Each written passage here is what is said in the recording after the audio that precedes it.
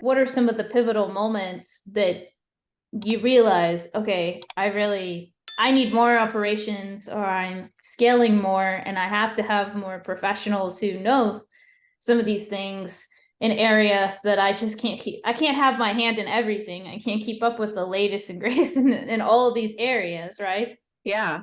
Yeah, it's a good question. I think there's a few like key moments that we see often with our clients. And I caution people not to invest in services like mine until you have a proven product, unless we've had a few clients who this is like their second, third, fourth business. So like they already understand the market, they know what they're doing, and they just don't want to spend the elbow grease setting up systems. We've helped those people, that's fine. But if this is your first business and you're still developing your offer suite, I always recommend you get that stabilized first. And that in and of itself is your like a first milestone of scale. You figured out a good price point, you're getting clients in the door, you're delivering the work. And then, okay, so now, your hair's on fire every day. So how do you fix that? And it doesn't always mean that you're automating everything from here to kingdom come. Like that's something that we see a lot too, is there's such thing as over automation. And it helps to step back and evaluate like how your business is running, how you want it to run, always keeping your client experience front of mind. Because then sometimes you might think you need to hire, but when you reevaluate, what you're doing with your tech or the way things are running in your business, you actually don't need to hire. You just need to connect something through a third party integration, or maybe it means, adapting your process a little bit, and then you can wait to hire longer.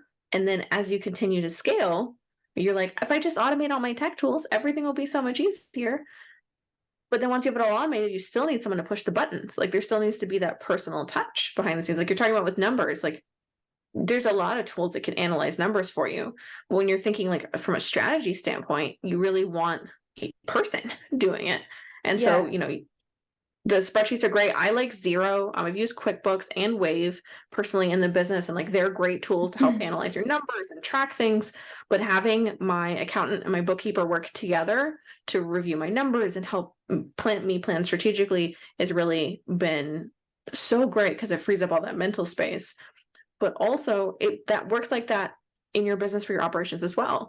So at those, we see it. So like there's that initial stage, you have a proven offer, now you're in the six figures, you were churning and burning, everything is going great, you're starting to feel really like there's too much going on and you need a solution. That's another great stage. And we've gotten over that $250,000 mark, we are on our way to the million. It's another moment, like each level you'll start to feel the gaps or places in your systems where the duct tape is living, and you need to look at it. And everyone, like I've worked with businesses who are multi-million dollars, who I've worked with people who've been around for over 25 years. I worked with people who just started yesterday, and everyone has duct tape in their systems. And so like So just true. it's so true. When I say systems, I don't just mean your tech tools. I mean systems equal processes and tech together. And so each of those moments, really your processes are at the heart of all of it. And so you'll need to tweak them along the way as you grow, as you scale, like as you add new services and new layers. Like the way you onboard for one-to-one services is not going to be the same way you onboard for a group program. It's not going to be the same way you onboard for a course, and so forth. And so you want to make sure that Yeah. you're paying attention to all of those. And once you've proven that the offer is viable, that's a good time to come in and really make sure that your systems are set up. Yes, and to automate, well, something that came to mind when you're talking about automating, I'm a huge fan of that, and actually such a big fan that I was asked to leave some women's groups because I was wanting to talk about it so much, and it was really frowned upon.